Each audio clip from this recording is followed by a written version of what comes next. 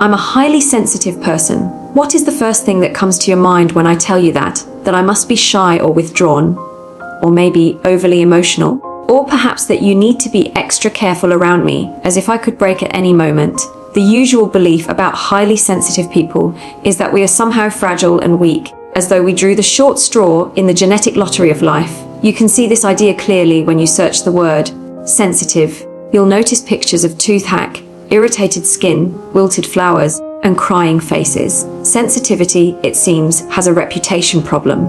Today I want to help shift that story. Maybe now you're wondering, what does it feel like to be highly sensitive? Let me invite you to imagine living with all your senses turned up high. Every sound, every smell, every emotion sharper and more intense than usual. Inside, you have a vivid inner world where emotions are magnified. Sadness feels like deep sorrow, and happiness can feel like pure bliss. You also care in a way that can feel limitless, and you empathize with others without hesitation. Imagine being in a constant state of connection with everything and everyone around you. If you are highly sensitive, you'll often hear things like, "You're too sensitive," "Don't take things so personally," or my favorite, "You really need to toughen up." The message behind those phrases is obvious. Being sensitive must mean being flawed. And for a long time, I believed that too. I used to feel like I should carry a warning label with me, something like, "Careful, highly sensitive." But over time, I started to see the other side of this trait. Let me share a few of the surprising advantages of being highly sensitive. For one, I have a constantly active mind, which means switching it off is nearly impossible. The downside is that insomnia feels like a constant companion, but the upside is that my brain is always alive with ideas, reflections, and connections.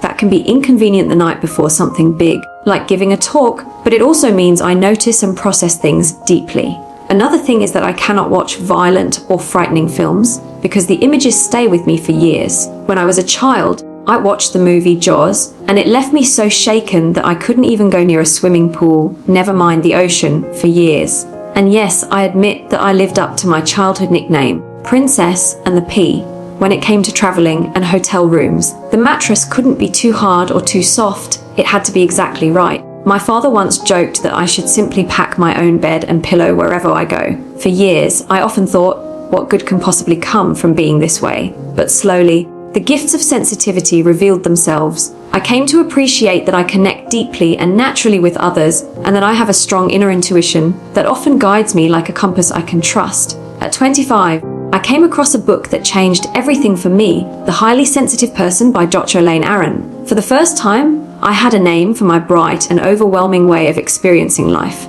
More importantly, I discovered I wasn't alone. In that book, Dr. Aron explains that highly sensitive people, or HSPs, have a genetic trait called sensory processing sensitivity. Around 15 to 20% of the population share this trait. To describe it, she uses the acronym DOEs. D stands for depth of processing. HSPs tend to think deeply about everything. For example, what I call Chinese restaurant syndrome. We might spend an hour reading through the entire 40-page menu, only to order the same dish we always order anyway. O stands for overstimulation. Because our senses are on high alert, we can become overwhelmed easily. I love the Oktoberfest back home in Bavaria, but I can only last about an hour before I feel completely overpowered by the smells, the noise, the songs, and the crowds. E is for empathy. HSPs feel deeply what others feel, almost as if their pain or joy becomes our own. It reminds me of the old saying, when one cries, the other tastes salt. And finally, S stands for sensitivity to subtleties. HSPs pick up on the smallest details that others may miss. The downside is that we're also the ones who might wake you at 3 in the morning because we hear a faint dripping tap 2 floors below. So as you can see, being highly sensitive is about so much more than just being emotional. There are also 2 big stereotypes I want to address. The first is that HSPs are simply introverts with a more glamorous label. But that's not true. Around 30% of HSPs are extroverts, which means they don't fit neatly into the quiet wallflower box. HSPs exist in many variations. The second stereotype is that sensitivity is mainly a female trait. In reality, about 50% of HSPs are men. Yet our culture has long insisted that men should be strong, competitive, and unemotional. The idea that a man can be both strong and sensitive is still difficult for society to fully embrace. Now, I don't believe HSPs are better or worse than anyone else. They are simply different. Despite what some may think, they are not part of some secret, special snowflake club. They don't have a hidden handshake or a private society. They are regular people who just experience life in a more colorful, vivid way, and just as no two people are the same, no two HSPs are the same either. Each one carries their own sensitive fingerprint, shaped also by their culture, background, and personality. It's important to remember that being highly sensitive is not an illness, and it is not a choice. It is a genetic trait.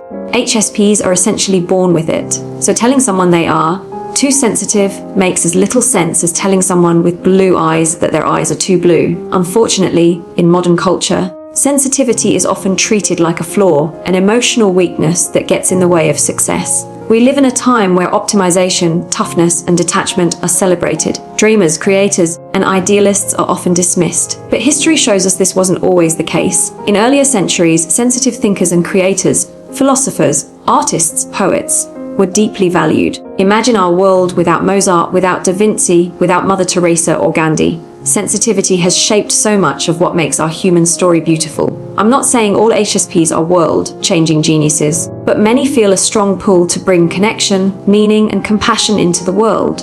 Because they feel the pain of others so sharply, they often want to lift burdens, heal wounds, and create hope. But when HSPs hide their sensitivity in order to blend in, society loses something precious. Without imagination, empathy, and intuition, what kind of society would we become?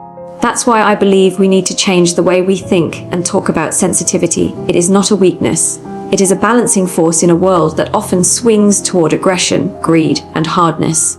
We all have sensitivity in different amounts and forms, and HSPs are simply at the more intense end of that spectrum. How do we begin shifting this story? On a public level, we need to start with schools and workplaces. In schools, teachers should be trained to understand and support sensitive children rather than trying to toughen them up. The well-meaning advice to make sensitive kids stronger often sends the message that who they are is wrong. We need to stop forcing sheep into wolves' clothing.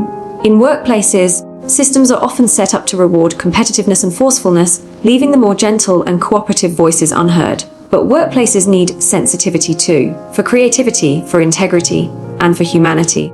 Corporations that exclude sensitive voices risk losing innovation and compassion, both of which are essential for progress. On a personal level, each of us can make a difference by being more mindful of our words. The next time you feel the urge to tell someone, "You're too sensitive," pause instead. Fill that pause with curiosity and understanding. That moment of acceptance can lift both you and the other person. And to my fellow HSPs, I want to say this: take courage and stop apologizing for who you are. Stop trying to toughen up. Stop hiding. You are not broken. You are beautiful exactly as you are. Do not feel strange or wrong, because what is truly strange is a world where cruelty, corruption, and greed are normalized. As Krishnamurti once said, "It is no measure of health to be well adjusted to a profoundly sick society."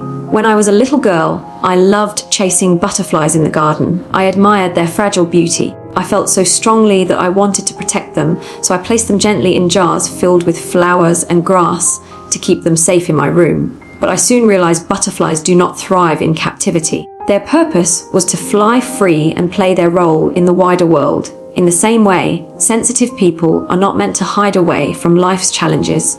They are meant to bring their gifts into the world. Sensitivity is something all humans share in some way. You don't need to be an HSP to care, to feel, or to make a difference. And right now, with the many challenges facing our world, political, social, environmental, we need sensitivity more than ever. We need people willing to lead with compassion, awareness, and imagination. The more each of us allows our sensitive side to show, the more healing we can bring to ourselves, to each other, and to the planet. John Lennon once wrote one of the greatest sensitivity anthems of all time with "Imagine." And in his words, let me finish by saying, please don't tell me I'm a dreamer. I know I am not the only one. I believe that together we can create a gentler, kinder world. Thank you.